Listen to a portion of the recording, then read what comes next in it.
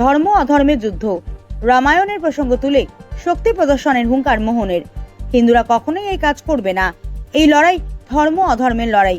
পাহেলগাঁওয়ের ঘটনার তীব্র নিন্দা জানালেন আরএসএস প্রধান মোহন ভাগবত। সঙ্গে এও বলেন, জঙ্গিদের হামলায় 26টা প্রাণ শেষ হয়ে গেল। এই হামলা ধর্ম ও অধর্মের মধ্যে লড়াইয়ের কথা মনে করিয়ে দিচ্ছে। একই সঙ্গে স্মরণ করিয়েছেন রাজধর্ম।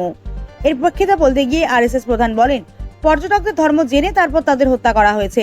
হিন্দুরা কখনো এমন কাজ করবে না। এরপরই গীতা শ্লোকের উল্লেখ করে তিনি বলেন, এই যুদ্ধ ধর্ম ও অধর্মের যুদ্ধ।